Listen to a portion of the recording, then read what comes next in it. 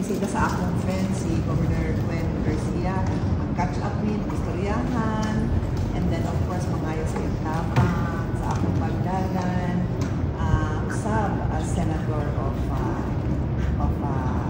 I almost said Senator of Cebu. Pero of course, I want to be the Senator of Cebu. Hindi ko pa na-remind si Bob, but in the last election, ang politics is problem. So, kung okay sa mga igsuon natin sa Cebu with of support, of course, if it's possible na maging number one, why not? Kay, I don't think in all humility, di mo makakita ng senator na adto sa Cebu na hindi lang murag bahay ang Cebu, pero truly I feel it's my home.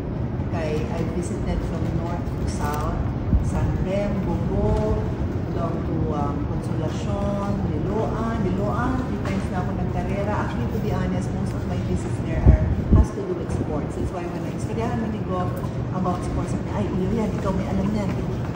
Istoryahan niya. And then all the way down to the south, from Carcar, out of Cebu City, Talisay, Carcar, and then Dumanhog, all the way to Santander, back to Oslo, the other way. I don't think na ang mamita na senador na nakahimo, nakabisita sa tanan ng mga cities and municipio sa province. So, I represent myself in Cebuanos as your senator.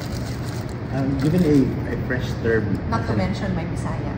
It's not so bad. Mga C+ lang naman, pero pala.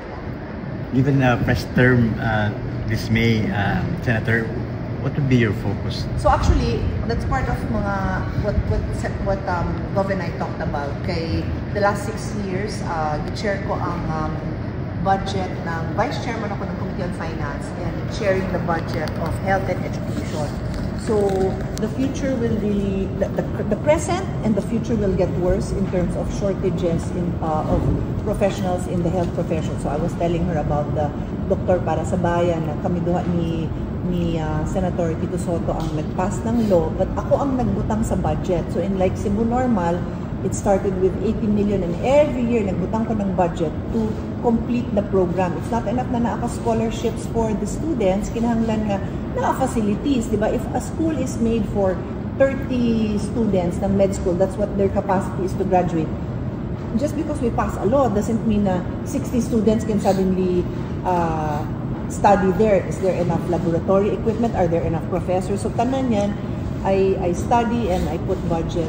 And I'm so proud to say na all over the country, in 2020, before the law was passed, there were 8 state universities and college na College of Medicine, karon 25. And Cebu Normal is one of those colleges. But aside from that, ang istorya ko kay Gov is not just the doctors, but all the allied professions. From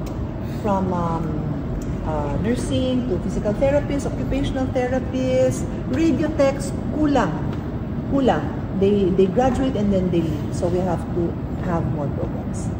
And I will support the budget all the way kung ako pa rin ang chairman ng budget ng health education, which I hope I will be. I will volunteer myself.